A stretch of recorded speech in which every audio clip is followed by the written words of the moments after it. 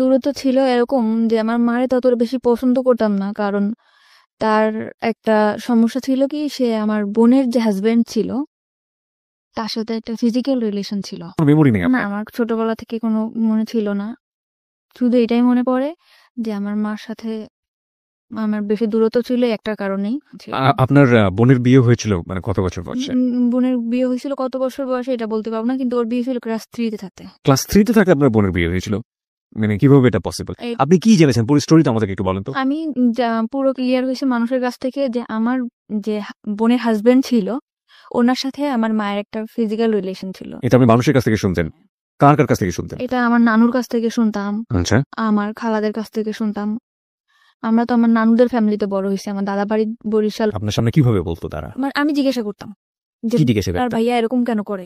মার ভাইয়া এরকম কেন করে? হ্যাঁ, তখন আমারে বলতো যে তোর ভাইয়ার সাথে তোর মাসির সম্পর্ক আছে, প্রেম আছে।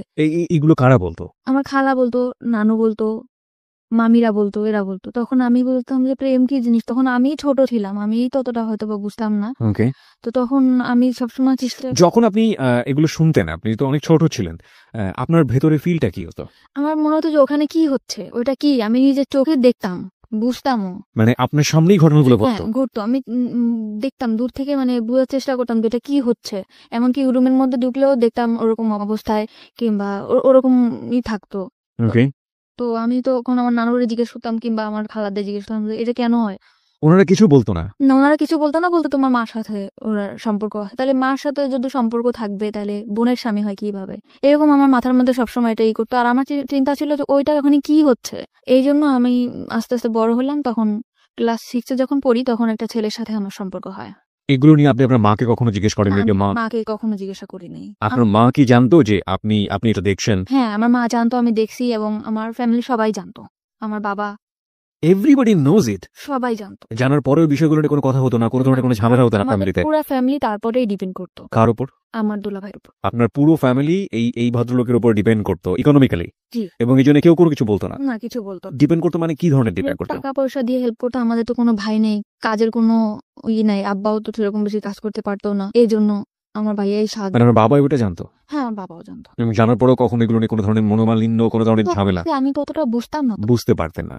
মাকে নিয়ে আপনার প্রাথমিক পর্যায়ের প্রথম মেমোরিটাই হচ্ছে এরকম একটা জিনিস আপনার চোখে পড়া।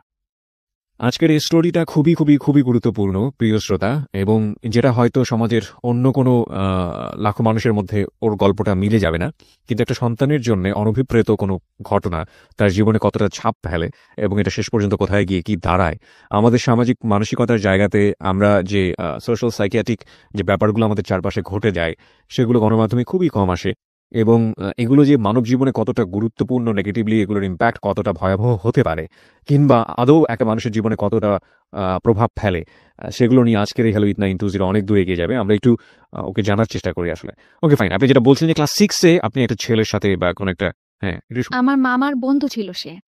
তো আমি তার সাথে কথা বলতাম, সব ধরনের আর কি ফাজলামি করতাম। তখন আস্তে আস্তে বললো যে তোমার আমার খুব ভালো লাগে, তোমার আমার পছন্দ। আমি বলছি, ঠিক আছে।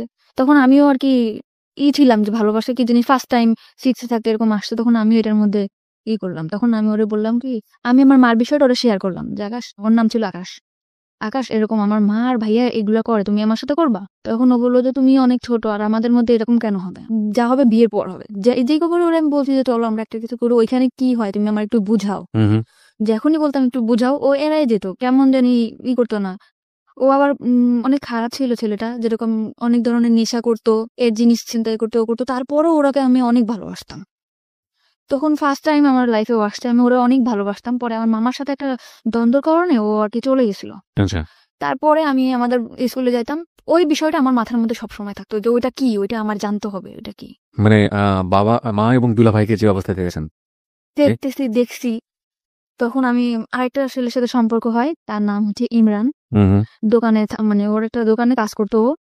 ওকে স্কুলে যাইতাম আসতাম, ওখানে ওর সাথে আমার রিলেশন হয়। তখন আমি ওকে বললাম যে একটা কিছু করি, তা বলতো কি যে বিয়ে করতে হবে। তাহলে আমি বলছি, যদি বিয়ে করতে চাও চলো। আমার সবসময় ধারণা ছিল যদি বিয়ের পরে এই জিনিসটা হয় তাহলে ইমরানটা আমি যেভাবে হোক বিয়ে করবো। একটু জাস্ট বোঝার জন্য, মানে আপনার ওই বিষয়টার প্রতি এক ধরনের কিউরিওসিটি গ্রো করে। সবসময় মাথার মধ্যে খেলতেছে যে ওইটা কি হচ্ছে, ওখানে কি হলো, আমি ওইটা চাই। আকাশ বললো যে বিয়ে না করে এটা করা যাবে না, এই জন্য আমি চিন্তা করলাম যে আমি এটা বিয়েই করবো, সে যেই ছেলেই হোক। বিয়ে জিনিসটাও কি আপনি বুঝতেন না। না?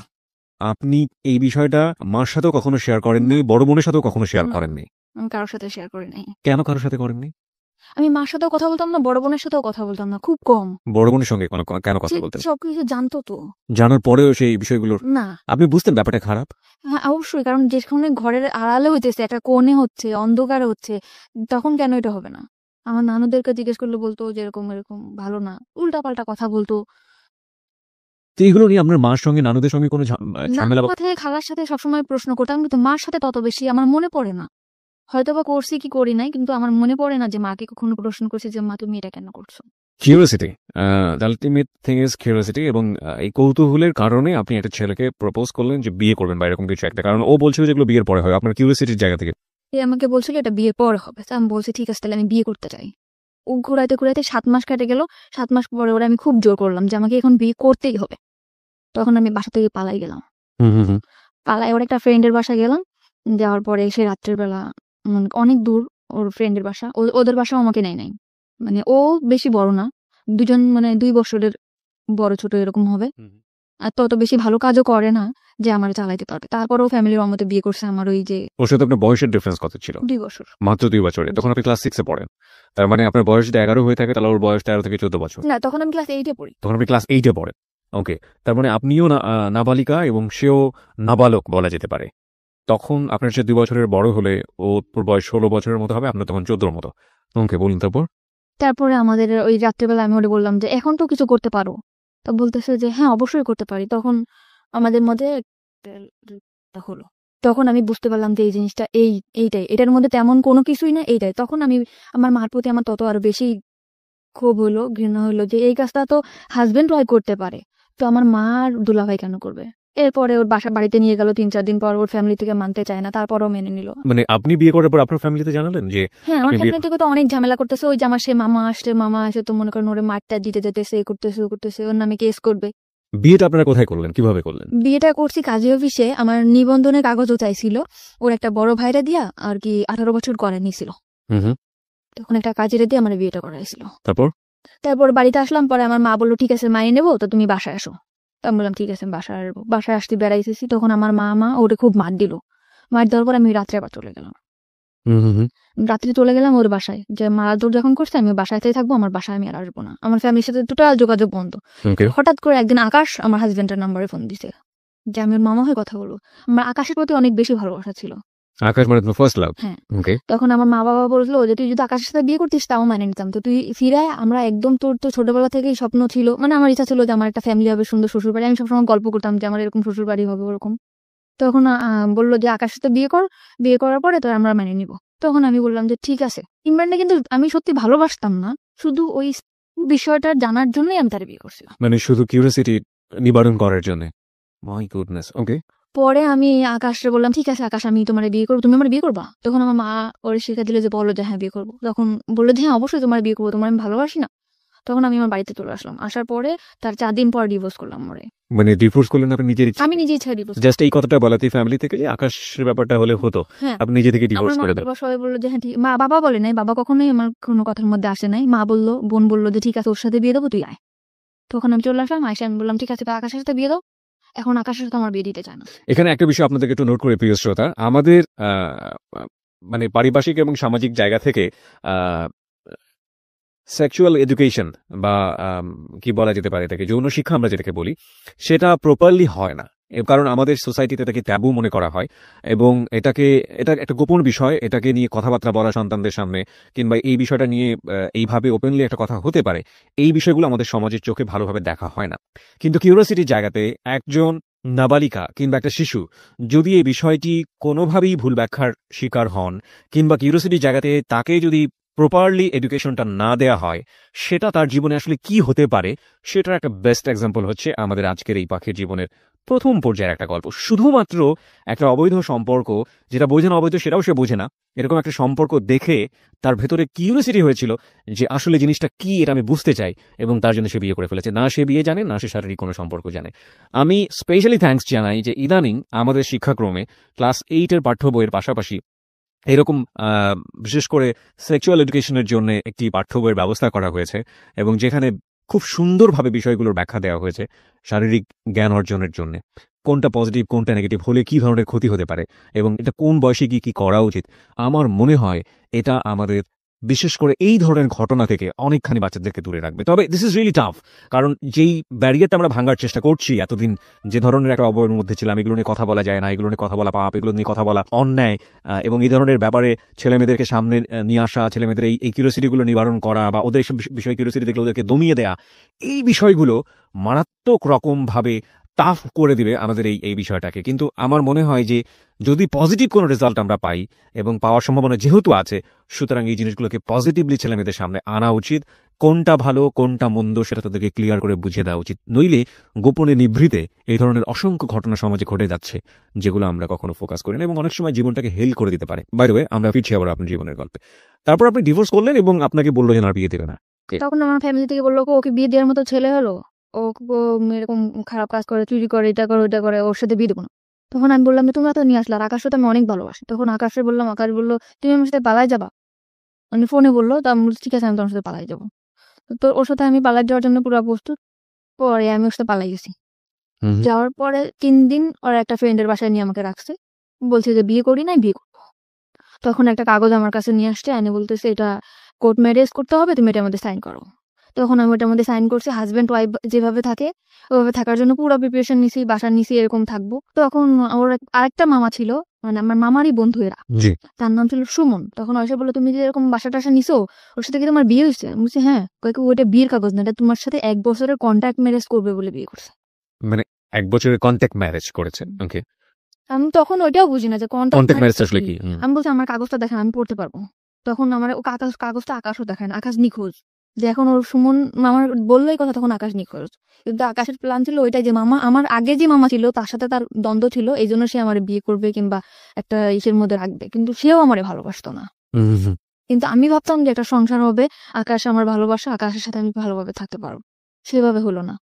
তো তখন আমার সুমন মামা ফোন দিল মা বাবারে, মা বাবা বললো যে ঠিক আছে ওরে নিয়ে আসো। জিনেদা ছিলাম আমরা, ইয়ান থেকে খুলনা নিয়ে আসলো। খুলনা নিয়ে যাওয়ার পরে আমার মা বললো যে ঠিক আছে যা হয় হয়েছে, এরকম ভাবে থাকো। এরকম করে পরে আমার ঢাকাতে চলে আসলাম। আমার বোন আর দুলাভাইও ঢাকাতে থাকতো, তখন চাকরি হয়েছিল আমার বোনের। তো থাকতো মিরপুরে, আমি ওর বাসায় থাকতাম, টুকটাক বাসার কাজ টাজ করতাম, থাকতাম এভাবে। তার 2 বছর পরে তখন আমার লেখাপড়া একদম বন্ধ। মানে কোন ক্লাসে থাকা অবস্থায়? 8 ক্লাস 8 থাকা অবস্থায় আপনার লেখাপড়া বন্ধ। এইসব ঘটনা ঘটার পরে পরপর 2টো বিয়ে। ওকে। পরে আমাকে করলো 2 বছর পরে আমার ফ্যামিলি থেকে একটা ছেলে দেখলো। আচ্ছা। ফ্যামিলি থেকে ছেলে দেখার পরে আমি 2 বছর মধ্যে ঢাকাতেও থাকতাম, খুলনাতেও থাকতাম। পরে আমাকে আনলো, বাড়িতে দেখাইলো, ছেলে একবার দেখেই পছন্দ করলো। 1 সপ্তাহের মধ্যে বিয়ে। ওকে প্রিয় শ্রোতা, আমরা এই জায়গাটায় ছোট একটা বিরতি নিতে চাই। আপনারা সবাই শুনছেন close up presence hello 8920 ABC radio FM 89.2 এ। আমি আরজি কিবরিয়া রয়েছে আপনার সঙ্গে, এবং আজকে পাখি তার জীবনের গল্প বলার জন্য আমাদের স্টুডিওতে। পাখিকে দেখার জন্য, কিছু বলার জন্য, ওর সাথে যোগাযোগ করার জন্য আপনারা আমাদের ফেসবুকে কানেক্টেড হতে পারেন। আমাদের ফেসবুকের ঠিকানা হচ্ছে www.facebook.com/abcradiofm89.2। এছাড়াও আপনি চলে আসতে পারেন আমার ফেসবুক পেজে। আমার ফেসবুকের ঠিকানা হচ্ছে facebook.com/kibria.rj, KEBRIA। স্পেলিংটা হচ্ছে KEBRIA.RJ। এবং পেজটিতে যাওয়ার পর আপনি লাইক দেওয়ার সঙ্গে সঙ্গে আমাদের হ্যালো 8920 মেম্বার হয়ে যাবেন। ফিরে আসছি ঠিক 3 মিনিট পর। Close Up presents Hello 8920. Close Up. The closer, the better. FM 89.2. Close Up presents Hello 8920. Close Up. The closer, the better. 3 minute পর প্রিয় শ্রোতা, আরো একবার ওয়েলকাম করছি ক্লোজ আপ প্রেজেন্স হ্যালো 8920 তে। আমি আরজি কিবরিয়া রয়েছে আপনার সঙ্গে, এবং আপনারা সবাই শুনছেন এবিসি রেডিও FM 89.2। আজকে জীবনের গল্প বলার জন্য এখানে রয়েছে পাখি। 19 বছর বয়স তার, এবং তার যে জীবনের গল্প সেটা আসলে খুবই খুবই খুবই মর্মান্তিক। আমরা ফিরবো তার কাছে। যেখানে আমরা ছিলাম, পাখি আপনি বলছিলেন যে আপনার 1 সপ্তাহের মধ্যে বিয়ে হয়ে যাবে, এরকম একটা পরিস্থিতি তৈরি হয়েছে আপনার ফ্যামিলিতে। আর এই আমাদের গেস্টকে দেখার জন্য আপনারা ফেসবুকে আসতে পারেন। আমাদের ফেসবুকের ঠিকানা www.facebook.com/abcradiofm89.2। এছাড়াও আপনি চলে আসতে পারেন আমার ফেসবুক পেজে। আমার ফেসবুকের ঠিকানা হচ্ছে facebook.com/kibria.rj, KEBRIA। স্পেলিংটা হচ্ছে KEBRIA.RJ। ওকে, বলুন তারপর। তারপর 1 সপ্তাহের মধ্যে বিয়ে ঠিক হলো। ছেলে দেখার পর বললো ঠিক আছে আমার পছন্দ হয়েছে, আমি ওকে বিয়ে করতে চাই। ওকে, ছেলে কি করে? ছেলে বাড়িতে কৃষি কাজ করে। তো আমিও বললাম যে ঠিক আছে, ফ্যামিলি থেকে যখন দিতেছে আমি বিয়ে করব। বাবা বাড়ি ঘর সব দেখে আসলো, বিয়ের দিনও পড়লো। হয়েও গেছে, তার বাড়িতে গেছে, মানে হয়েছে কি তার বাড়িতে গেছে, তার চাচার যে ঘরটা আছে সেই ঘরটা দেখাইছে, তার চাচার বাড়িটা দেখাইছে। মানে যখন ঘর বাড়ি দেখাবে তখন সেই চাচার বাড়িটা দেখিয়েছে। হুম, আচ্ছা তার যে মূল বাসা সেটা সে দেখাই নাই। আচ্ছা তা আমার ফ্যামিলিও বুঝতে পারে নাই। বিয়ের পরে আমাকে উঠাইছে একটা ভাঙা ঘরের ভিতরে, ঘরটা একদম হেলে পড়ে যাবে, উপরে টালি, নিচে আছে বেড়া আছে। আমি আমার হাজবেন্ডকে জিজ্ঞেস করলাম যে আপনাদের এই এটা কেন? তখন বললো কি চাচার বাড়ি আর আমার বাড়ি কি এক না? তখন আমি বললাম চাচার বাড়ি আর তোমার বাড়ি এক তো সেটা তো কথা না, আমার তো ঘর যেটা, আমার যে ঘরটা আমি থাকবো সেই ঘরটা যদি ভালো না হয় আমি কেমনে থাকবো? এই ঘরটা তো এখনই আমার শরীরে পড়ে যাবে। আমি বললো পড়বে না, সব ঠিক হয়ে যাবে, আমার জায়গা জমি আছে বিক্রি করবো। তো তখন আমি মানে নিলাম চুপচাপ যে যা হোক হয়েছে, জীবন তো অনেক ভুল হয়েছে। আর আমি ম্যারিড পার্সন ছিলাম, সে আনম্যারিড ছেলে। এটা সে জানতো, তার কাছে বলা হয়েছে এটা? তাকে কিন্তু বিয়ের আগে জিজ্ঞেস করা হয়েছে যে আপনি কি ম্যারিড পার্সন, সে বলছে যে না আমি ম্যারিড পার্সন না। এবং আপনার সম্পর্কে বলা হয়েছে যে আমি নিজে তাকে বলছি আমি দুটো বিয়ে করেছি আমি এরকম রিলেশন করে 2টা বিয়ে করছি। এবং কি কারণে বিয়ে করেছি কথা কারণটা বলেনি কখন? তো বলছি যে আমি রিলেশন করে বিয়ে করছি। দুটো বিয়ে করেছি। হ্যাঁ, সেটা শুনেই আমার প্রতি হয়েছে যে বিয়ের সাথে কোনো ব্যাপার না, আপনার দেখে আমার খুব ভালো লাগছে। ওকে। তারপর আমরা আমার বাবার বাড়ি বেড়াতে আসলাম, বেড়াতে আসার পরে এইভাবে দিন যায়। তারপরও আমি শহরে তো মানুষ হয়েছি, তারপরও আমি অনেক কিছু মিস করতাম যে এই জিনিসটা নাই, সংসারে এই জিনিসটা নাই, অনেক কষ্টে দিন যেত আমার। তার আর কোনো ভাই বোন ছিল না, সে একটাই ছেলে। ওকে। এখন আস্তে আস্তে আমার হাজবেন্ডের মধ্যে দেখলাম পরিবর্তন। কি পরিবর্তন? সে ফোনে কথা বলে, গ্রামের ছেলে তাও ফোনে কথা। কি ব্যাপার, তুমি কার সাথে কথা বলো? বলি কথা। তারপর আমি জানতে পারলাম, অনেক ভাবে জানতে পারলাম, চেষ্টা করে প্রায় 2-3 মাস পর জানতে পারলাম সে আগে একটা বিয়ে করছিল। সে আমার কাছে মাপটা চাইছে যে আমি বিয়ে করছি, তুমি মাপ করে দাও, আমি তোমার বলতে পারি না। আমি বলছি বিয়ের আগে তো আমি আপনাকে জিজ্ঞেস করছিলাম, আপনি আমাকে কেন বলেন নাই? ওকে। পরে বলতেছে তোমাকে আমার এত ভালো লাগছে যে তোমার কথা যদি আমি বলতাম তাহলে হয়তো বা তুমি বিয়েটা রাজি হতো না। আচ্ছা। তখন আমি বললাম যে ঠিক আছে, যা গেছে গেছে, আপনি ওই মেয়ের সাথে যোগাযোগ করেন না, আমি করবো না। ওকে। তারপরও মেয়েটার সাথে যোগাযোগ করে। তখন আমি বললাম খুলনাতেই রাখবো না, তোমাকে আমি নিয়ে চলে যাবো ঢাকাতেই। ঢাকা আসতে গেলে কিছু টাকা লাগবে, কিন্তু আমার বিয়ের মধ্যে কোনো কিছু দেয় নাই, শাড়ি গয়না যা দেওয়া লাগে, গয়নাকাটি কিছু দেয় না, এমনি শাড়ি চুড়ি লিপস্টিক এটা যা দেওয়া লাগে দিছে। এখন একটা রুলি দিছিল স্বর্ণের। তখন আমি মারে বললাম যে মা, এই রুলিটা আমরা বেশ বন্ধক রাখি, এখন ক্যাশ টাকা তো আমার কাছে কিছু নেই, বন্ধক রাখা আমি টাকাটা নিয়ে দিই, তুমি ও পরে চাকরি করে যখন টাকা ছাড়া যাবে তখন। তখন বললো যে ঠিক আছে চল বন্ধক রাখতে যা। বন্ধক যখন রাখতে গেছি তখন আঙ্কেল আমারে বলে তুমি কি দুষ্টামি করতে আসছো আমার সাথে? কোন আঙ্কেল? মানে জুয়েলারির যে আঙ্কেল। ওকে। বলছি কেন আঙ্কেল? বলতেছে যে অবশ্যই, তুমি এটা এমনিটি স্বর্ণ রিয়াই না, তুমি বলতেছো এটা স্বর্ণের। আমি বলছি কেন, এটা আমার বিয়েতে দিছে, এটা কেন এমনিটি স্বর্ণ হবে? এটা স্বর্ণের পানিতে ধোয়া, এটা 6 মাস পর কালার যাবে। তখন আমি আমার হাজবেন্ডের ফোন দিলাম যে তুমি আমাদের মানে টাউন আছে, টাউনে আসো। তখন দোকানে নিয়ে গেলাম, যেটা কি এটা তো স্বর্ণের না। তো বলতেছে কে বলছে স্বর্ণের না, অন্য দোকানে চলো। তুমি কোন দোকানে যাবা? স্বর্ণপটির মধ্যে। পরে ওর যে দোকানে যাইতেছে সেই দোকানে একই কথা। তখন ও মানে ওর ঘাম বের হয়ে গেছে পুরা। পরে বলতেছে কি যে মাফ করে দাও, তোমার খুশি করার জন্য এটা করছি। তাও আমি মাফ করে দিছি ওরে। আমার ফ্যামিলি থেকে মোটে রাজি না যে এরকম এখন থেকে এই ছেলে এরকম করতেছে, তা ভবিষ্যতে সে কি করবে? তখন আমি তারপরও ঢাকাতে নিয়ে আসলাম, নিয়ে আমার বোনের কাছে রেখে গেলাম, ভাইয়া ওর একটা চাকরি দিতে। ওরা চাকরি দিল। ওর আগরাতে চাকরি হতে গেলে রক্তের গ্রুপ পরীক্ষা করতে হয়, গ্রুপ পরীক্ষা করাইলো, টাকা পয়সা যা লাগে সব ভাইয়া দিল, ম্যাচ ঠিক করে দিল। ভাইয়া মানে আপনার দুলা ভাই? সেই দুলা ভাই। ওকে। মানে আমাদের ফ্যামিলিতে সে খুব কেয়ার করে। তারপরে চাকরি দেওয়ার পরে চাকরি থাকলো আমার টাকা পয়সা দেয় না। ভাইয়ার শুধু একই কমপ্লেন যে ও নাকি ফোনে কথা বলে। আমি বলছি ফোনে তো আমার সাথেও কথা বলে। তারপর আমার ভাইয়া বললো যে ঠিক আছে তুইও ঢাকাতে চলে। তখন আপনি কোথায় ছিলেন? আমি আমার মার বাড়িতে ছিলাম। খুলনাতে ছিলেন? জি। তখন আমি ঢাকাতে চলে আসলাম, ভাইয়ার বাসায় থাকতাম। ও ছুটি সেটা পাইলে আসতো, ভাইয়ার বাসায় থাকতাম, করতাম। তারপরে আমি বললাম যে ঠিক আছে, ভাইয়ার বাসায় তো মানে গেস্ট যে রুমটা, ড্রয়িং রুমটা যেটারে বলে, ওইটা তো ভাইয়াদের ছুপা নাই, ওটা তো খালি আসতো, ওখানে আমরা একটা পর্দাটা নাই, ওখানেই আমরা সংসার করা শুরু করি। বললো ঠিক আছে। আমাদের মানে ওর রুম নেওয়ার মতো এত বেশি টাকা বেতন পাইতো না, মাত্র 7,000 টাকা বেতন পাইতো। তখন ভাইয়া বললো ঠিক আছে, এই কয় টাকা বেতন পাই তো আর বাইরে থাকা সম্ভব না, তো তোরা আমাদের এখানেই থাক, খাওয়া থাকা পাবো, 3,000 টাকা দিবি তোরা দুজনে। তো শুধু খাওয়া থাকা, এছাড়া আমি যে তার ওয়াইফ, একটা কোনো কসমেটিক বা কোনো ড্রেস এগুলা কিছুই দেয় না। তখন আমার বোন বলে যে আমার বোনটা ভালোভাবেই মানুষ হয়েছে, তো তুমি এরকম ওর কিছু দেও না কেন? বলে এটা আমাদের ফ্যামিলি ব্যাপার। তা আমি বললাম ব্যাপার ঠিক আছে, তুই কিছু বলিস না। ভাইয়া তখন আমার ড্রেস যা লাগে দেয়। 7,000 টাকাতে স্যালারি পাইতো, 3,000 টাকা বোনটা দেওয়ার পরে যে কয় টাকাটা তো বাড়ি পাঠাই দিত। মানে ও বাড়িতে অনেক দেনা ছিল। আচ্ছা আচ্ছা। তো আমি বলতাম যে কবে শেষ হবে, আর আমাদের ঢাকায় আসছে, আমরা কি আজীবন ঢাকাতে থাকবো? তোমার বাড়িতে একটা ঘর নাই, ঘর এরকম টুকটাক আর কি ঝগড়া হতো প্রায়। হাজবেন্ড ওয়াইফ যেটা ভালোবাসে এটা কখনো আমি পাইতাম না। আচ্ছা। সবসময় মানে চিন্তা করতে কি এত চিন্তা করো তুমি চিন্তা করে তো কোনো কিছু বের করতেই পারো না। তখন আমার দুলাভাইরে বললাম ভাইয়া আমার একটা চাকরির ব্যবস্থা করে দাও। তো বললো যে এই তো তুই পাস করিস না, এই যে পরীক্ষা দিয়ে পর চলে আসছিস, তোর কি চাকরি দিব? তো ভাইয়ারা সবসময় বলতাম যে একটা চাকরি দিয়ে দাও, একটা চাকরি দিয়ে দাও। তখন ও যে কোম্পানিতে চাকরি করে, ফরেনার কোম্পানিতে, ওর একটা ম্যাডাম ছিল। তো ওই ম্যাডামটা বাচ্চা কাচ্চা হইতো না, তার হাজবেন্ডও বাইরে থাকতো, সেখানে একা থাকতো। তা আমারে তার কাছে রেখে আসছিল, মাসে 5,000 টাকা স্যালারি দিবে, অল টাইম তার সাথে থাকতে হবে। ওকে। তো এরকম আমি থাকতাম, তখন আমার হাজবেন্ড ঠিক ডাইরেক্টলি বলতেছে বাসায় কাজে দিছে নেই করছেন, কিন্তু আমি বাসায় কাজ করতাম না, শুধু তার সাথে থাকতাম।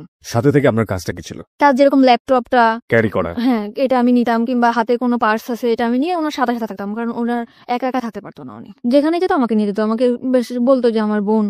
ওনারা ইংরেজিতে কি বলতো আমি জানি না, আমার খুব সুন্দর সুন্দর ড্রেস কিনে দিত, এই যে ওনার সাথে যেটা পরে আমি বেরোতে পারতাম, ওকে। এরকম করে ওনার মতো করে উনি রাখতো।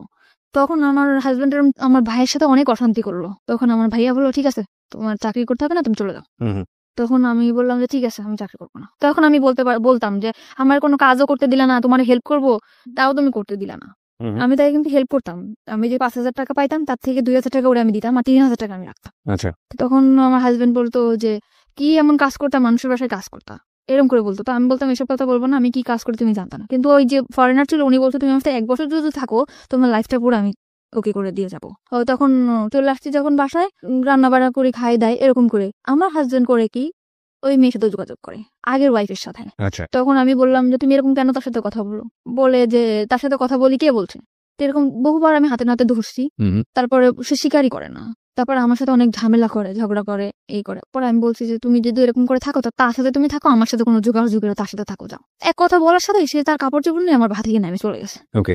যাওয়ার পরে একটা মেসেজ উঠছে, তখন আমি ফোন দিয়ে আমার ফোন রিসিভ করো না, বলে কি তুমি যদি আমার সাথে আসতে চাও তাহলে এখন আসো। আমি আমার ফ্যামিলি বললাম আমি কি করবো, তোমরা দেখে শুনে বিয়ে দিছো, সে প্রথম থেকে এরকম করতেছে, আমি কি করবো এখন?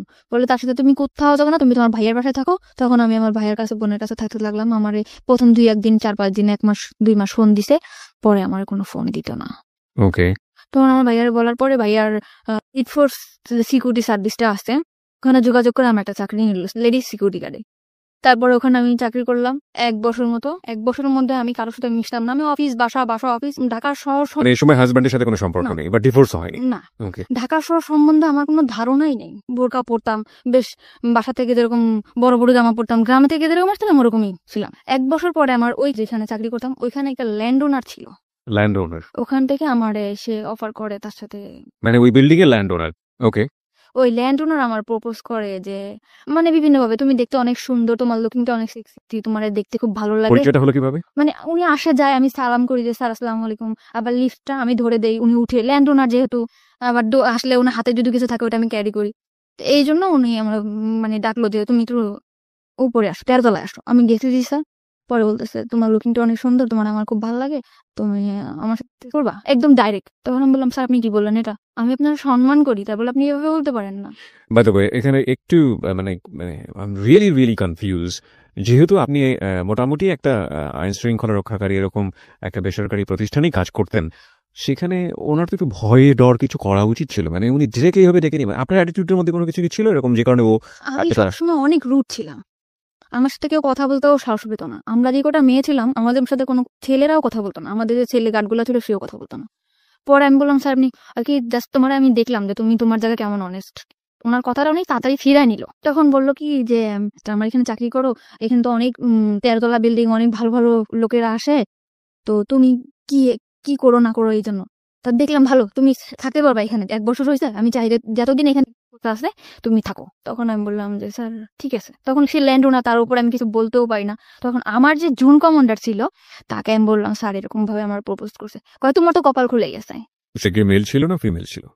ছেলে ছিল। ছেলে। ওকে। তো তুমি যদি একটু সময় তার সাথে করো, আমি তখন ব্যাপারটা যে কি ব্যাপার, আমি কেন ঢাকা শহরে কাজ করতে আসছি। তখন আমি স্যারে বললাম স্যার আমি যদি কাজ করেই খাবো তাহলে আমি যদি ওরকম করেই খাবো তাহলে তো আমার কাজ করার দরকার আসে না। এখানে আমি আমার শ্রম বিক্রি করতে আসছি, আমার শরীর না। তখন আমি তাকে এই কথাটা যখন বললাম সে আমার পরে রাগিয়ে গেল যে তোমার জন্য আমাদের এই পোস্টটা থাকবে না। পোস্টে থাকবে না? হ্যাঁ, এই কথা বলার পর আমি ওখান থেকে চলে আসলাম আমাদের হেড অফিসে। উনি আমার নামে কমপ্লেন করলো, আমার যে জুন কমান্ডার স্যার উনি এরকম ডিউটি ভালো করে না, এই জন্য ওর নামে কমপ্লেন এসে ল্যান্ডওনার কমপ্লেন দিয়েছে, আপনি ওকে ডাকেন অফিসে। আমাকে স্যার ফোন দিল। আমি ভর্তি হওয়ার পরে কখন আর অফিসে যাই নাই, ওই ফার্স্টে। ওকে। খুব ভয় পাচ্ছি আমি, স্যার আপনি আমাকে কেন ডাকছেন? কি আমি জানি কি হয়েছে না হয়েছে। আমি পরে স্যারের বললাম যে স্যার আপনি আমার বাবার বয়স এরকম এরকম ব্যাপার। কি মা তাহলে তোমার ওখানে যাওয়া ঠিক হবে না? তুমি রিজার্ভে থাকো। রিজার্ভ। হ্যাঁ। ওকে যে বিভিন্ন জায়গায় যেরকম সোনারগাঁ, রেডিসন এরকম যেরকম পার্টি টাটি হয়, এখানে ডিউটি করলে তুমি ডিউটি করো। ওকে এমনি সময় বাসায় থাকবা, তোমার স্যালারি 6,000 টাকা, 9,500 টাকা স্যালারি পাইতাম, ওখান থেকে 6,000 টাকা চলে আসছে। ওকে ওখানে বিভিন্ন ছেলেদের সাথে ডিউটি করতে হতো, আমি ওখান থেকেই খারাপ হয়ে গেলাম। মানে রিজার্ভে যাওয়ার পরে আপনি মানে হাউ ইট হ্যাপেন, মানে খারাপ হয়ে গেলাম বললে আপনি বুঝবো না কিভাবে কি ঘটনাগুলো ঘটেছে। মানে একটা ছেলের সাথে মিশতাম, অমুক জায়গায় ডিউটি করতে হবে আমাদের দুইজনের, একটা ছেলে একটা মেয়ে। কত কথা হয় না, কথা হইতে হইতে হইতে হইতে ওরা বলে যে আমরা এরকম ড্রিঙ্কস করি, আমরা অনেক মজা থাকি, তুমি কি এমন ড্রেস পরো, বোরকা পরো কেন, এখন কি মেয়েরা বোরকা পরে কিনা। আর আমার মধ্যেও না ওরকম একটা চঞ্চলতা কাজ করতো, আমিও চাইতাম যে না এদের সাথে খোলামেলা ভাবে থাক। এর ভিতরে এরকম থাকতে থাকতে আমাদের বাড়ির পাশে একটা বাড়ি ছিল, বাড়িটার নাম নাই, মানে আমাদের থেকে অনেক ভালো অবস্থা। Okay. ছেলেটা দেখতে শুনতে অনেক সুন্দর ছিল, সে যে আমার মতো একটা মেয়ে প্রপোজ করবে আমি ভাবতে পারিনি। আমি এর মধ্যে বাড়িতে গেছিলাম একবার, পহেলা বৈশাখে বাড়িতে গেছি, সে আমাকে ডাইরেক্ট বললো যে পাখি তোমার খুব ভালো লাগে, তোমার বিয়ের আগে থেকেই ভালো লাগে, তো তোমার সাথে আমি ফ্রেন্ডশিপ করতে পারি। আমি বললাম যে ঠিক আছে করতে পারো। তখন আমিও চাইছিলাম যে একটা মানুষ আমার জীবন থাকো। এরকম করতে করতে না তার সাথে আমার ফোনে, সে থাকতো খুলনাতে, আমি থাকতাম ঢাকাতে। ফোনে রিচার্জ করে দিতাম, আমি চাকরি করতাম, ফোনে রিচার্জ করে দিতাম 50 টাকা 100 টাকা, কোনো গেঞ্জি যা পারতাম কিনে রাখতাম ওর জন্য, ও খুশি হতো। ও আমার অনেক বেশি মানে আমার কথা দিয়া বুলায় রাখতো, আমি এখন যেটা বুঝি যে না আমার কথা দিয়া বুলায় রাখে। মানে বিভিন্ন রকম কথা বলতো, ও আমাকে কখনো একটা সুতাও কিনে দিত না, কিন্তু আমি চিন্তা করতাম যে ওরে কি পরলে ভাল লাগবে, কি করলে ভাল লাগবে, এটা করতাম। যেমন প্যান্ট, শার্ট, টি শার্ট, ঘড়ি এগুলো কিনতাম, বিভিন্ন উপর টাকা দিতাম। আমি আর যে 6,000 টাকা থেকে মানে অল্প কিছু, ধরুন 200-500, তখন ওইটাই আমার কাছে বেশি ছিল, ওরকম দিতাম। ও নিত, ও চাইতো। পরে ও মাস্টার্স কমপ্লিট করলো, তখন আমি বললাম যে তুমি ঢাকাতে আসবা, বললো হ্যাঁ ঢাকাতে আসবো। ঢাকাতে আসলো, ফ্রেন্ডের বাসায় আমরা ঢাকায় দেখা করলাম, কথা বললাম অনেক। ও সবসময় বলতো তোমার আমি বিয়ে করবো, যে আগে থেকে আমার পড়াশোনাটা কমপ্লিট হোক। ছেলেটা অনেক সুন্দর ছিল। মানে ও তো বিবাহিত ছিল? না, বিবাহিত ছিল না। একদম বিবাহিত ছিল না। আপনার সম্পর্কে সব জানতো? হ্যাঁ, আমার বাড়ির পাশে সব জেনে শুনে আমার দিকে আগাইছিল। ওকে। কিসে পড়তো ছেলেটা? তখন মাস্টার্স করতেছে। মাস্টার্স করছে, আর আপনি দিকে ক্লাস 10ও পাস করেন? না, ওকে। ঠিক আছে। তখন আমার হয়তো ওটা আবেগ ছিল, আমি বুঝতাম না যে ও যেরকম আমার দিকে আগাইছে, আমি ভাবতাম মনে হয় সত্যি সত্যি ও আমার ভালোবাসে। এখানে একটা বিষয় একটু নোট করছি প্রিয় শ্রোতা, আজকের স্টোরিটা এতটাই বেশি সেন্সিটিভ, আমাদের সামাজিকতার জায়গা থেকে আজকের অতিথির পুরো ফেসটুকু আমরা ফেসবুকে দেখাতে পারবো না, কিন্তু একজন মাস্টার্স পড়ুয়া একটা ছেলে একটা ক্লাস 8 পড়ুয়া একটা মেয়ের প্রতি এফেক্টেড হতে পারে কি কারণে, কতটুকু সৌন্দর্য একজন মেয়ের মধ্যে থাকলে এ ধরনের ঘটনা ঘটতে পারে, ততটুকুই সুন্দর ও আসলে, এবং অ্যাবসলিউটলি শি ইজ বিউটিফুল। কিন্তু আমরা আমাদের গল্পের জায়গাটা থেকে আমরা পারছি না ওর পুরো মুখ অবয়বটা আপনাদেরকে দেখাতে। চলুন আমরা আবারও ওর কাছে ফিরি। হ্যাঁ বলুন তারপর। কিন্তু আমি সবসময় চাইতাম যে আমার ছোট্ট একটা সংসার হোক। আমি আবারও স্বপ্ন দেখতে শুরু করলাম যে আমার লাইফে যা গেছে গেছে, ও হয়তো বা আমার সুন্দর একটা সংসার দিতে পারবে। বাই দ্য ওয়ে, আপনি যখন এটা বলছিলেন যে আপনি আপনার ছেলে কলেজের সাথে মিশে বিভিন্ন পার্টিতে যাইতো করতেন, ওই সময়গুলো থেকে আপনি ওদের সাথে মিশে ড্রিঙ্কস না, তখন আমি এগুলো তখনও শুরু করেন? ওরা করতো, আমি আর কি ভাবতাম যে আসলে আমি একটু করবো, এই করবো, মানে ভালো লাগতো। তারপর চিন্তা করতাম না, বোনের বাসায় থাকি, ভয় পেতাম, কিছু করতাম না। তো তখন নাজিমের সাথে আসতে, মানে আমার সাথে রিলেশন ছিল, তার নাম ছিল নাজিম। তখন ও বললো যে ঠিক আছে আমি তোমার বিয়ে করবো। আবার স্বপ্ন দেখতে শুরু করলাম যে আমার ছোট একটা সংসার হবে, আমরা অনেক প্ল্যানিং করলাম যে আমাদের একটা মেয়ে বেবি হবে, এরকম বাসা নিব, তুমি তো এরকম সুন্দর, আমাদের বেবিটাও হয়তো, অনেক ভাবে প্ল্যান করলাম। পরে আস্তে আস্তে দেখি কি ও ফোনে আমার সাথে তত সময় দেয় না, ফোনে ততটা সময় দিচ্ছে না। কিন্তু ও তো আপনার সম্পর্কে সমস্ত কিছু জানতো, বিশেষ করে দুটো বিয়ে হয়েছে আপনার, এরকম ভাবে আপনি সংসারও করেছেন এবং আমার ফ্যামিলি অবস্থা সব জানতো। ও কি শুধুমাত্র আপনার সঙ্গে প্রেমের সম্পর্কই ছিল নাকি আলাদা এক ধরনের ইন্টেনশন ছিল, ফিজিক্যাল রিলেশন? কোনো ধরনের কোনো ইন্টেনশন ছিল না। ওকে, বলুন তারপর।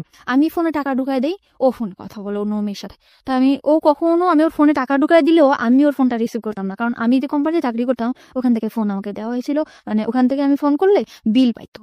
ওকে। তো ওই ফোনটাতে আমি ওকে ফোন করতাম অল টাইম, কখনো ওর ফোন আমি রিসিভ করি নাই। চিন্তা করতাম বেকার, কি করবে ওরা, আমি টাকা দিই, ও বন্ধু বান্ধব আমার ফোন দিত, যে বলতো জানি আজকে না আমার ফ্রেন্ডের সাথে আমার পার্টি দিতে হবে, আমার কটা টাকা দিবা, 500 টাকা দাও না। ওকে। তখন আমি এভাবে সবসময় টাকা পয়সা দিতে থাকতাম। পরে একটা সময় বললাম, আমার ফ্যামিলি থেকেও জানাজানি হয়ে গেল ব্যাপারটা, যে তুই আবারও একটা ছেলের দিকে এরকম করে পড়তেছিস, তোর হাজবেন্ড আছে এরকম আছে। তখন আমি আমার ফ্যামিলির বকাবকি শুরু করলাম, কি হাজবেন্ড, তোমরা কি দেখে দিছে এই করছো। তখন নাজিম আস্তে আস্তে দূরে সরে যেতেছে, আমার বলতেছে ডাইরেক্ট বলতে, তুমি আমার ফোন করবা না, কখনো ফোন দিবা না, কোনো কারণ ছাড়াই। তুমি আমার সবসময় ফোর্স করো, কার সাথে কথা বলি, কি করি না করি, তুমি আমার। তখন আপনার হাজবেন্ডের সঙ্গে একেবারেই আপনার যোগাযোগ একদম যোগাযোগ। বাই দ্য ওয়ে, আপনার হাজবেন্ডের নাম যেন কি ছিল? রিপন। রিপনের সঙ্গে আপনার যোগাযোগ পুরোপুরি অফ। প্রিয় শ্রোতা, আমরা জায়গায় ছোট্ট একটা ব্রেক নিতে চাই। আমরা ঠিক 12:06 ফিরবো। আপনারা সবাই শুনছেন close up presence hello 8920 ABC radio FM 89.2 এ। আজকে পাখি তার জীবনের গল্প বলতে এসছে এখানে। ওকে দেখার জন্য আপনারা ফেসবুকে আসতে পারেন। আমাদের ফেসবুকের ঠিকানা www.facebook.com/abcradiofm89.2। এছাড়াও আপনি চলে আসতে পারেন আমার ফেসবুক পেজে। আমার ফেসবুকের ঠিকানা হচ্ছে facebook.com/kibria.rj KEBRIA। স্পেলিংটা হচ্ছে KEBRIA.RJ। ফিরে আসছি ঠিক রাত 12:06।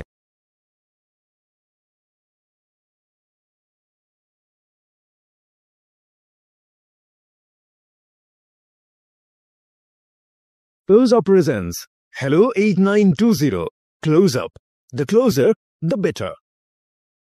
12:06 হচ্ছে সময়। প্রিয় শ্রোতা, আপনারা সবাই শুনছেন close up presence hello 8920 ABC radio FM 89.2 এ। আমি আরজে কিবরিয়া রয়েছে আপনার সঙ্গে, এবং আজকে পাখি রয়েছে তার জীবনের গল্পে। আপনাদের যদি জীবনের গল্প বলার জন্য মন চায় তাহলে আপনারা আমাদেরকে ফোন করতে পারেন। আমাদের ফোন নাম্বারটি হচ্ছে 09613892892। আমি আবারও বলছি 09613892892। পাখি আপনার কাছে ফিরছি, এবং পাখিকে দেখার জন্য আপনারা চলে আসতে পারেন আমাদের ফেসবুক পেজে। আমাদের ফেসবুকের ঠিকানা www.facebook.com/abcradiofm89.2। এছাড়াও আপনি চলে আসতে পারেন আমার ফেসবুক পেজে। আমার ফেসবুকের ঠিকানা হচ্ছে facebook.com/kibria.rj KEBRIA। স্পেলিংটা হচ্ছে KEBRIA.RJ। ওকে, জি বলুন তারপর। তো রিপনের সাথে কোনোভাবে যোগাযোগ নেই, মানে আমার হাজবেন্ড কোনো যোগাযোগ করে না, কিছু না। ওকে। তখন আমি নাজিমরে বললাম বিয়ে করবে না, তখন ও বললো যে ভালোবাসলে যে বিয়ে করতে হবে এমন কোনো কথা আছে? তোমারটা আর আমারটা কি একসাথে ম্যাচ করে? এতদিন পরে সেটা বললো যে ভালোবাসলে কি বিয়ে করতে হবে। কিন্তু তোমার আমার অনেক ভালো লাগে, তোমার অনেক ভালোবাসি, কিন্তু তোমার আমার বিয়ে করা সম্ভব না।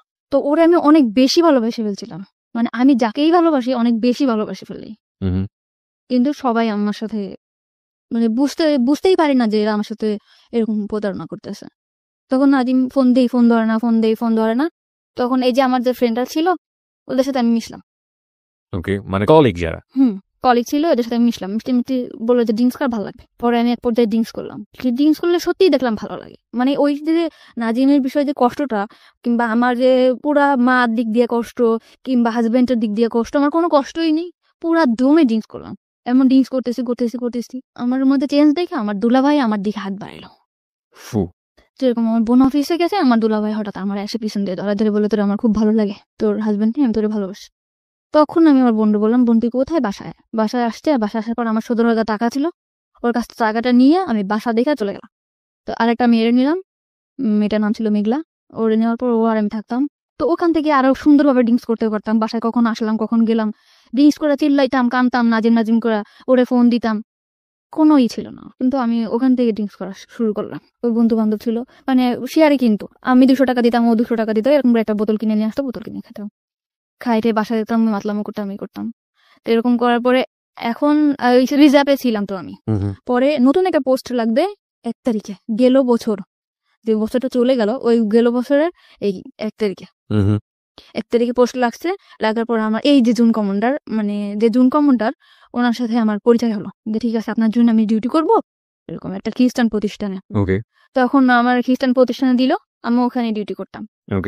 ডিউটি করার পরে ওখানে ডিউটি করতেছি 2টা মেয়ে, আমি আর একটা মেয়ে, আর ওই বাসাটায় থাকতাম। তা আমার হাজবেন্ড আমার সব দিক দিয়ে যোগাযোগ বন্ধ ছিল, কোনোভাবে আমার সাথে কোনো যোগাযোগ করতো না। তা আমার যে ছাড়টা ছিল উনি আবার আমার খুব হেল্প করতো। মানে কিরকম, আমি ঠিক মতো বাসায় যাচ্ছি কিনা, কি করতেছি না করতেছি, এই বিষয়টা সে দেখতো। তারপর আমি ড্রিঙ্কস করতেছি, এটা অনেকভাবে বাধা দিত যে পাখি আপনি ড্রিঙ্কস করবেন না, এরকম না করতে। আমি আপনার না কেন শুনবো, আমি আপনার না শুনবো না, আমি একজনকে ভালোবাসি, এরকম আমি এত বেশি ভালোবাসতাম, চিল্লাপাল্লা করতাম, ড্রিঙ্কস করতাম, রাস্তাঘাটে চিল্লাপাল্লা করতাম। তখন আমারে বললো যে একটা মানুষ এত ভালোবাসতে পারে। তখন আমার ওই স্যার নাজিমকে ফোন দিল যে ভাইয়া একটা মেয়ে আপনাকে কতটা ভালোবাসে। তখন ও বললো যে হ্যাঁ মেয়েটা অনেক ভালো, আমি ওকে ভালোবাসি, কিন্তু ওকে আমার পক্ষে বিয়ে করা সম্ভব না। নাজিম এটা বললো। তখন আমার সব কলিগরা ওকে একবার করে ফোন করলো যে ভাইয়া, মানে আপনি সব কলিগের কাছে আপনার উইকনেসটা দেখাতেন, যে আপনার দুর্বলতাটা দেখাতেন। আমি ড্রিঙ্কস করার পরে আমি আর সবসময় ওরকম ওরে ফিল করতাম, আমি আগের মতো ডিউটি করতে পারতাম না, করতে পারতাম না ওরকম। তারপরে আমার করলো, আমি ওখান থেকে সরে আসলাম আস্তে আস্তে, মানে ফ্রেন্ডদের কাছ থেকে সরে আসলাম, কিন্তু আমি বাসায় ড্রিঙ্কস করতাম। তখন আমার স্যার বললো যে তুমি এভাবে ড্রিঙ্কস করো না পাখি, তুমি আসলে অনেক ভালো মেয়ে, এরকম বিভিন্ন রকম কথা বলতো। কিন্তু ওই পোস্টে আমি ঠিক মতো আবার ডিউটিটা করতাম। আমার কোনো জায়গা থেকে আমার ডিউটির কারণে কখনো চাকরিটা দিত না। ওকে, আমি ঠিক মতো ডিউটি করতাম। ডিউটি আওয়ার্সের পরে আমি উল্টাপাল্টা করতাম, যেরকম ড্রিঙ্কস করতাম, আবার বাইরে ঘুরতে যেতাম, এটা করতাম। তখন আমার স্যার আমার দিকে আগে আসলো। কিভাবে আগে আসলো? বললো যে তোমার মতো ভালো যদি আমার ওয়াইফ আমারে বাসতো তাহলে আমার মনে হয় পুরো পৃথিবীটা ওরে দিয়ে দিতাম। এই ধরনের কথা বলতো। মানে তার ওয়াইফের প্রতি অনেক ধরনের দুর্বলতা আমাকে দেখাইতো। মানে তার ওয়াইফ তার দিক দিয়ে পারফেক্ট না, সে তাকে ভালোবাসে না, সে তাকে কোনোভাবে সুখ দিতে পারে না, সে তার ছেলের দিকে যত্ন নেয় না, সে তার সংসারে কোনোভাবেই মানে মন নেই, এরকম। তখন আমি বললাম এসব কথা আমারে বলেন কেন? তখন আমার মনের মধ্যে কিন্তু নাজিমই আছে। সে মানে অফিস আওয়ার পরে আমার নিয়ে ঘুরতে যেত, আমিও যেতাম, আমার ড্রিঙ্কস করাইতো, ঘুরতে যেত, করতো। তখন আমি খুশি ছিলাম, ভালোই ছিলাম। ওকে, তারপরে না হইলো, ওনার ওয়াইফ যখন বাড়িতে গেছে তখন আমি আর উনি একদিন ড্রিঙ্কস করছি। উনি ড্রিঙ্কস করলে কোনো প্রবলেম হয় না, ওকে, কিন্তু আমি ড্রিঙ্কস করার পরে আমি মানে পুরো অ্যাবনর্মাল হয়ে যায়। তখন আমি চিন্তা করতাম, মানে আমার সেন্সই থাকতো না। কিন্তু ওই নাজিমকে কল করতাম, নাজিমকে কল করে এটা করতাম ওটা করতাম, উল্টাপাল্টা চিল্লাপাল্লা করতাম। তো ওনার ওয়াইফ যখন বাড়িতে গেছে, ওনার বাসায় আমাকে নিয়ে গেছে। এটা কি আপনি জানতেন আগে থেকে যে ওনার না, বাড়িতে আছে? তা আমি কিছু জানতাম না। আমরা কিন্তু কুড়িল বিশ্বরের একটা বার আছে দীপাল, ওখানে থেকে ড্রিঙ্কসটা বাইরে এনে ড্রিঙ্কস করছি। এটা জায়গায় বসে ড্রিঙ্কস করার পর আমি অ্যাবনর্মাল হয়ে গেছি। পরে উনি ওনার বাসায় আমাকে নিয়ে গেছে। নিয়ে যাওয়ার পরে সত্যি কথা আমার সেন্স ছিল না তখন, হয়তোবা আমাদের মধ্যে ফিজিক্যাল কোনো রিলেশন আছে, হয়তোবা। হয়তোবা মানে কি আমি শিওর। ওকে, আপনি পরবর্তীতে শিওর হয়েছেন? ওকে, হয়েছে তার মানে ড্রিঙ্কস করার অনেক রাত্রেবেলা আমার মানে সেন্স একদম আমি এখানে স্যার, আমি এখানে কেন? তখন বলতেছে কি যে তোমার আমার খুব ভালো লাগে, তোমার সবকিছু পারফেক্ট, আমার ওয়াইফের থেকে তুমি অনেক বেটার, এরকম করে বললো। তখন আমি খুব কাঁদতেছি যে আপনি এটা কি করলেন, আপনার সাথে আমার এটা কেন হলো, এরকম করে। তখন মাইনে নিছি, নেওয়ার পরে না তখন চাকরিটা বাঁচানোর ভয়, তখন ভয় পেতাম কি হয়তো বা চাকরিটা থাকবে না। চাকরি না থাকার ভয়টা কেন ছিল? মানে ফোর্সে চাকরি করতাম, এটা তো কোনো সরকারি চাকরি না, এটা যখন তখন চলে যেতে পারে। আপনি যার কথা বলছেন উনি চাইলে আপনার চাকরি ডিসমিস করে দিতে পারেন। হ্যাঁ, একজন জুন কমান্ডার ছিল, সে চাইলে চাকরি ডিসমিস করতে পারতো। কারণ ফার্স্ট যেখানে চাকরি করতাম উনি কিন্তু তখন আমার নামে কমপ্লেন করার পরে আমার চাকরিটা ওখান থেকে যাওয়ার পরে আমি রিজার্ভে আসছিলাম।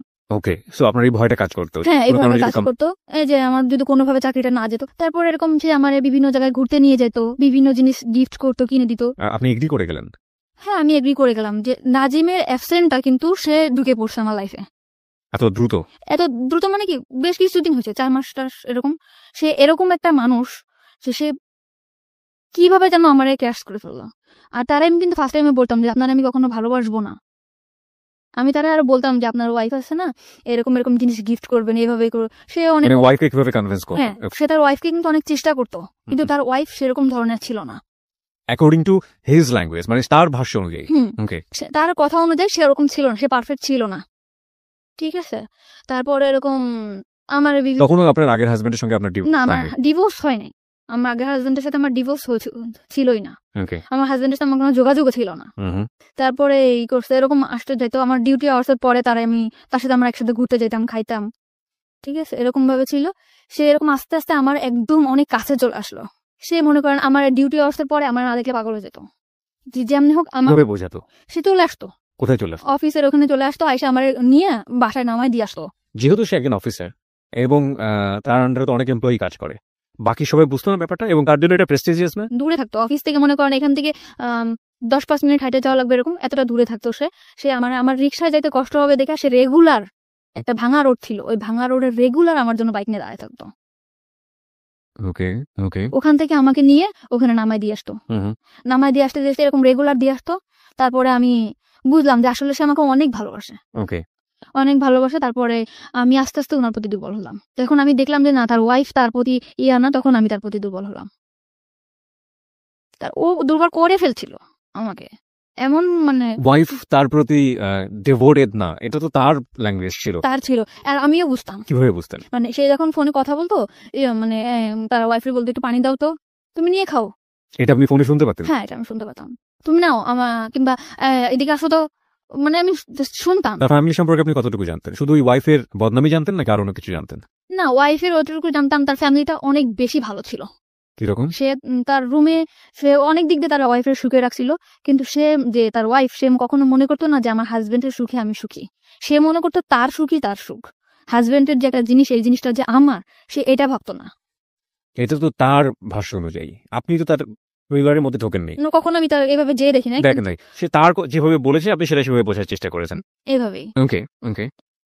তারপরে এরকম কয়েক মাস গেল, যাওয়ার পরে তখন এই কয়েক মাসের মধ্যে আপনারা কি কি করছেন? হ্যাং আউট করছেন, বাইরে ঘুরে বেড়াচ্ছেন, ডেট করছেন, রুম ডেট করছেন জি কন্টিনিউয়াসলি? জি কন্টিনিউয়াসলি। একবারের জন্য মনে হয়নি যে অন্যায় করছেন? অন্যায় ফার্স্টে মনে হয়েছিল, পরে মনে হলো যে না, আমার লাইফটা কি, আমার তো ওই নোংরা জায়গা থেকে উঠাই নিয়ে আসছে। আমি যে ড্রিঙ্কস করতাম, আজে বাজে ছেলেদের সাথে আমি মিশতাম, আমি যে খারাপ হি অলসো ড্রিঙ্কস, সেও তো সে ড্রিঙ্কস। কিন্তু আমার জন্য ড্রিঙ্কস করতো, সে কিন্তু ফার্স্টে ড্রিঙ্কস করতো না। মানে আপনাকে এখানে থেকে নিয়ে আসার জন্য যে কোনো ভাবেই হোক না কেন, আপনার যে রাস্তায় আছেন সেই রাস্তায় আগে পা দিয়েছে, তারপর ওখান থেকে সরানোর চেষ্টা। নিশ্চয়ই আমাকে বিভিন্ন ছেলেদের সাথে আমি মিশতাম, বিভিন্ন ছেলেদের সাথে আমি ভালো কোনো ড্রেস পরতাম না, যেরকম জিন্স টপস এগুলো পরতাম। ওকে, জিন্স টপস। ওকে, হ্যাঁ, এইগুলা থেকে সে আমার বাই করছে, ভালো ভালো ড্রেস কিনে দিছে, বড় বড় হাতার জামা বানায় দিছে, যে এগুলা পরো না, খারাপ বলবে মানুষ। মানে আমার মধ্যে একটা চেঞ্জ আনছে সে। আমি যেরকম আগে রাস্তায় বেরোলে মনে হতো যে না, এই ছেলের সাথে দুষ্টামি করবো, কথা বলবো, এরকম আমার আর মনে হয় না। বাই দ্য ওয়ে, আমার একটা প্রশ্ন আছে। ছেলেটা যদি আপনাকে এতটাই ভালোবাসবে তাহলে প্রথম দিন নিয়ে গিয়ে কেন এই ধরনের শারীরিক সম্পর্ক করলো? সে তো অন্যভাবে আপনাকে প্রপোজ করতে পারতো।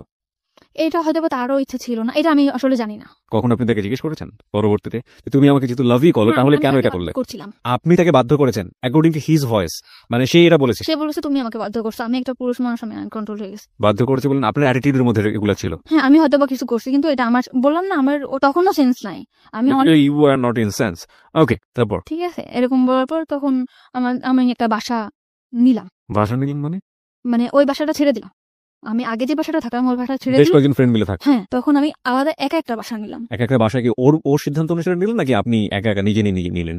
একা বাসাটা কেন প্রয়োজন হলো? ওর জন্য আমি ওর একটা সময় কাটাবো, আমরা হাজবেন্ড ওয়াইফ থাকবো, বিয়ে করব। বিয়ে করার কথাও আপনাকে বলেছেন? হ্যাঁ, অল টাইম আমারে বলতো, যে আমি পরে বলতো হ্যাঁ বিয়ে করবো, সমস্যা কি, তুমি আমার ওয়াইফ, সব জায়গা বলতো। ওর কখনো ভয় থাকতো না যে না আমি একটা জায়গায় বলবো আমার ওয়াইফ, ও কখনো আমার নিয়ে ঘৃণা করতো না। ও বলতো যে তোমার আমি একটা পচা নর্দমা থেকে ওটা নিয়ে আসি, তুমি আমার কাছে একটা পবিত্র। ও আপনার পাস্ট সম্পর্কে জানতো, অতীত সম্পর্কে জানতো? সব, আমার পুরা ফ্যামিলির ডিটেলসও জানতো, মা বাবা ভাই বোন সব জানার পরেও আমার প্রতি অনেক বেশি দুর্বল হয়েছে। হুম। তো এরকম করে সবসময় বলতো, অনেক অনেক লাভ করতাম। বাসা নিলেন কোথায়? বাসা নিলাম অফিসের পাশেই। অফিসের পাশেই? আপনার কলিগরা জানতো যে এই ধরনের সম্পর্কে আপনি ওদের জড়াতেন? পুরোপুরি সিক্রেট ছিল বিষয়টা? হ্যাঁ, পুরোপুরি সিক্রেট। আমার সবাই জানতো আমার হাজবেন্ড আছে, আমার একটা বেবি আছে, বাচ্চা, মেয়ে বাচ্চা, এটা জানতো। আমিও সবসময় ফেস করতাম যে আমার একটা বেবি আছে, মেয়ে, এরকম করে ফেস করতাম। তো ওরকম বাসায় আসতো যাইতো, সবাই জানতো আমার হাজবেন্ড। তো আমাদের মধ্যে না বিয়ে একটা সময় কাজী অফিসেও নিয়ে গেছে ও আমাকে। কাজী অফিসে নিয়ে গেল? হ্যাঁ, চলো বিয়ে করবো। গেছি, তখন আমার ডিভোর্স হয় নাই। তখন কাজী অফিস থেকে বললো যে ওনার তো ডিভোর্স হয় নাই, 3 মাস, ডিভোর্স হওয়ার 3 মাস পর বিয়ে করতে হবে। এই কথা বলার পরে বলতেছে যে তাহলে কি করব? তখন আমি বললাম যে ঠিক আছে, আমি ফ্যামিলির সাথে কথা বলি, মা বাবার সাথে বলি যে আমি ডিভোর্স করব। আপনি কি জানতেন যে উনি যদি আপনাকে বিয়ে করতে চায় তাহলে ওনার আগের ওয়াইফের পারমিশন লাগবে? হ্যাঁ, না, এটা আমি জানতাম না। এটা আপনি তখন জানতেন না, না? তখন এটা আমি জানতাম না। Okay. তখন আমি, আপনি তখন কখনো কি প্রশ্ন করেছেন যে তুমি যে আমাকে বিয়ে করতে চাচ্ছ, তোমার আগের ঘরের কি হবে, আগের সংসারের কি হবে? মানুষের 2টা বউ থাকে না, এটা অ্যান্সার দিত? আমি যদি চালাইতে পারি, আমাকে 2টা বউ থাকতে পারে না, আর আমি তো এটাই আপনি মানতাম। তো একটা সংসারের স্বপ্ন দেখতেন, সুন্দর একটা সংসার আমি- যেখানে আপনার বিচরণ থাকবে, সুন্দর একটা ঘর, সেখানে আরেকজন মানুষের শেয়ার আছে, এটা মানতে পারতেন? এটা হয়তো বা মানতে পারতাম না, কিন্তু তখন আমি এমন একটা অবস্থায় ছিলাম, ওরে পাওয়ার জন্য সবকিছু করতে রাজি। ও 2টা কেন 5টা বউ থাকবে, ও তো আমার সময় দিতেছে। ও তো আমারই সময় দিতেছে। হ্যাঁ, this is very important part, প্রিয় শ্রোতা। আমরা বারবারই বলি মানুষের যখন খুব ডিজাস্টার মোমেন্ট যায় সেই সময়টাতে আসলে যে কেউ যখন পাশে এসে দাঁড়ায়, ইভেন একজন শত্রুও যদি, অতীত জীবনের একজন শত্রুও যদি পাশে এসে দাঁড়ায়, সেই মানুষটাকে অদ্ভুত রকমের ভালো লাগে। কিন্তু সেটার মধ্যেও যে এক ধরনের জটিলতা থাকে, সেটা ভবিষ্যতে একসময় মেঘ কেটে যাবে, আকাশ পরিষ্কার হয়ে যাবে, তারপর এই মানুষের যে কন্ডিশন, ফ্যামিলি কন্ডিশন বা এই মানুষের যে অবস্থা, সেটা আসলে আমার জীবনকে কতটা প্রভাবিত করতে পারবে ইন এ পজিটিভ সেন্স, ওই জিনিসটা কিন্তু মাথার মধ্যে কাজ করে না। আর ওর একটা ব্যাকগ্রাউন্ড কথা আপনারা চিন্তা করবেন, ও তখন বয়স খুব বেশি হলে 17 থেকে 18, এবং ওর এডুকেশন, ওর ফ্যামিলি ব্যাকগ্রাউন্ড, ওর যে অবস্থা, সবকিছুর জায়গা থেকে এটা অত্যন্ত লোভনীয় মনে হয়েছে ওর কাছে। সব দিক থেকে মেন্টালিও অনেক বেশি ডিপেন্ডেন্ট হয়ে গেছে। আর ফিজিক্যাল ব্যাপারটা তো ওর জন্য কি, সেটা ছোটবেলা থেকে যারা শুনছেন একেবারে প্রথম থেকে তারা বুঝতেই পারছেন। হ্যাঁ, বলুন। তারপর তখন বাসা নিলেন? তো কাজী অফিসে কাজী আমাদের বলল যে তোমার বিয়ে তো করতে হবে, বিয়ে তো করবা, আজ করো 3 মাস পরে করবো। কিন্তু সবচেয়ে বড় কথা হলো মানুষের শরীরে, মানে লোক দেখানো বিয়ে এবং ইসের বিয়ে থেকে, মানে কাগজে কলমে বিয়ে, হাদিস মোতাবেক বিয়ে, যেটা থেকে সবচেয়ে মনের বিয়েটাই বড়। এটা হলে না, তখন আমি এটার মধ্যে কাজ করতে, যে আমাদের তো মনের বিয়ে তাহলে হয়েই গেছে, বিয়ে করব। আর ও যেখানে যাবে আমার ওয়াইফ, সব জায়গায় বলতে আমার আমার ওয়াইফ। আমি বলতাম আমার হাজবেন্ড। আমার নাম কিন্তু ইসলাম ছিল না, আমি কিন্তু ইসলাম দিছি। কেন ইসলাম? মানে আপনি আপনার রিলিজন কি? আমার হচ্ছে আক্তার। মানে আপনি ধর্ম তো ইসলাম। হ্যাঁ ইসলাম, ইসলাম কেন দিলেন? ওর নামের সাথে ইসলাম আছে এই কারণে, তার নামটার শেষে ইসলাম আছে, যে কারণে আপনি ইসলাম যোগ করে নিয়েছেন। ওকে। তখন থেকে কিন্তু আমার নামের পিছনে ইসলাম যোগ করলাম, এবং সে নাকফুল, এই যে নাকফুলটা তার দেওয়া, যে আমাদের বিয়ে হয়েছে এভাবে। ও নাকফুলটা সে আপনাকে গিফট করলো? হ্যাঁ, সে আমাকে গিফট করলো। ওকে। তো নাকফুলটা গিফট করলে, যে হাজবেন্ডের নাকফুল থাকে, আমি নাকফুল পরলাম। দেন বাসা যেরকম, আমার বাসাটা সবসময় গোছানো গোছানো থাকতো, সে যেরকম পছন্দ করতো সে কিন্তু অনেক বেশি পছন্দ করতো যে আমি যাতে সবসময় টিপটাপ গোছানো গোছানো থাকতাম। এরকম আমি সবসময় গুছাই গাছাই রাখতাম। আর বাসার ফার্নিচার গুলো কি সে কিনে দিল? আমার বাসার যত যা কত টাকা ভাড়া ছিল বাসা? 5,500 টাকা। ওকে। তো এরকম সবকিছু সে কিনলো, টিভি, তারপরে আপনার যা যা সংসারে যা যা লাগে সব সে কিনলো। মানে সে আর একটা সংসার করলো এখানে নতুন করে। তাকে দেখে কখনো বোঝা যাবে না যে সে কখনো আমার ভবিষ্যতে ঠকাবে। ঠিক আছে, এরকম করে থাকলাম কিছুদিন। থাকার পরে আমি আবারও, মানে আমি এটা থাকলেও না, আমার ফ্যামিলিতে হয়েছে এর মধ্যে মিস করছি। এর মধ্যে আমার ফ্যামিলিতে টুকটাক জানাইতাম যে আমি তোমাদের আমার আর কোনো দরকার নাই। মানে আমার ফ্যামিলিতে আমি খুব বেশি অহংকার করা শুরু করলাম তখন। কেন অহংকার করলেন? যে আমার ওইরকম, মানে আপনার কি এরকম চিন্তা কখনই সবসময় কাজ করতে যে আপনি ফ্যামিলি থেকে ডিটাচড হতে চান, ফ্যামিলি থেকে নিজের মতো করে একটা? সময় চাইতাম যে আমার ফ্যামিলি থেকে আমি দূরে চলে যাই, আমার ফ্যামিলিটা আমার পছন্দ না। ওকে। তা আমি বলতাম যে আমার এখন তোমাদের পর আমার আর ডিপেন্ড করতে হবে না, আমি এখন আমার মতো করে থাকতে পারবো। আমার লাইফে এমন একটা মানুষ আসছে যে তোমাদের কথা আমার চিন্তা করতে হবে না। মানে সবসময় অহংকার করতাম আমার ফ্যামিলির প্রতি, যে তোমরা কেমন থাকো তার থেকে ভালো আমি থাকি, আমি অনেক বেশি ভালো থাকি, এরকম করে বললাম আমার ফ্যামিলিতে। এবং সেটা কি জানতো যে কি কারণে আপনি এই অহংকারটা করছেন? হ্যাঁ, তারা আমার প্রশ্ন করতো যে কেন এরকম করো, তুই বিয়ে করছো? হ্যাঁ, মানে আমার ফ্যামিলিতে আমি বলতাম যে আমি বিয়ে করছি, আমি ভালো আছি। আমার বাসা আমার বোনও চিনতো না, আমার মাও চিনতো না। বলতে হয় না কখন? না, বলতাম ভালো আছি। ওকে। আর বলতাম ভালো আছি, এই জন্য তারা কখনো চাপও দিত না যে না আমি ভালো আছি। ওকে। আর আমার গার্জিয়ানটা তত বেশি শক্ত ছিল না যে অন্যান্য বাচ্চারা যেরকম দূরে থাকলে মারধর করে একটা জায়গায় আনে, আমার মনে হয় ওরকম কখনো আমি পাই নাই, শক্ত গাইডেন্স। শক্ত গার্জেন আমি পাই না। কিন্তু ও আমার অনেক বেশি শক্ত গার্জেন। ওর পারমিশন ছাড়া আমি কখনো বাসার থেকে নামতাম না, কখনো কোনো কারোর সাথে যোগাযোগ করতাম না।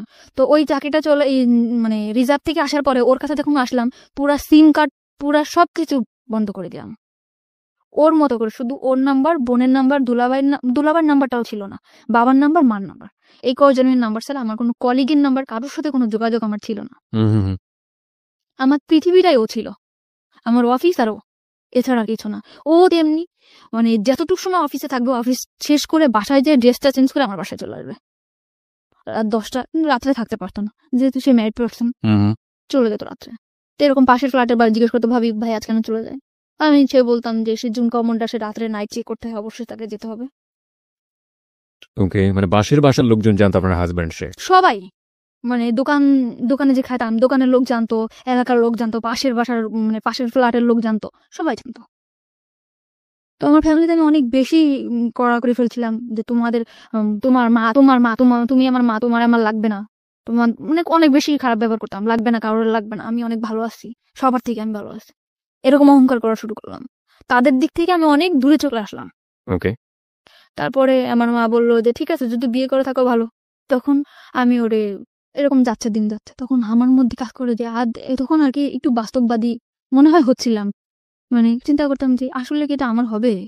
আমার মনের মধ্যে কিন্তু কাজ করতো যে সে তো আমার হাজবেন্ড না, সে কি আমার সাথে থাকবে, শুধু এটা মনে হতো।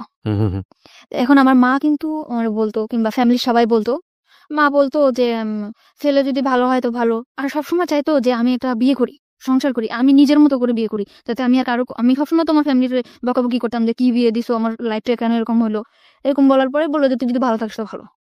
আমি বলতাম যে মা আজকে এই বাজার করছে, ওই বাজার করছে, মা ভালো। কিন্তু মা সবসময় বলতো যে যাই হোক, শুনি তো অনেক ভালো, তুই ওর কাছ থেকে কিছু টাকা পয়সা রেখে দিস, জিনিসপত্র গয়নাগাটি। আমার মধ্যে না কখনো লোভটা কাজ করতো না। ও কিন্তু অনেক ভালো একটা জব করে, আমি কিন্তু ইচ্ছা করলে ওর কাছ থেকে অনেক টাকা যখন তখন নিতে পারতাম। আমি সংসারিক খরচ ছাড়া ওর কাছ থেকে কখনো টাকা নিতাম না। মানে আমার মা কিন্তু সবসময় বলতো যে ওর কাছ থেকে টাকা নিয়ে রাখবি, 10,000 টাকা, 5,000 টাকা নিয়ে রাখ। এই কথাগুলো কিন্তু ওরা আমি কখনো বলতাম না, কারণ আমার ফ্যামিলি অনেক বেশি ছোট হয়ে যাবে ওর কাছে।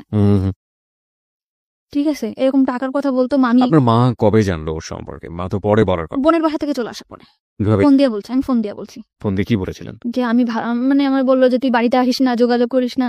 তখন আমি বললাম ভালো আছে, আমি বিয়ে করছি।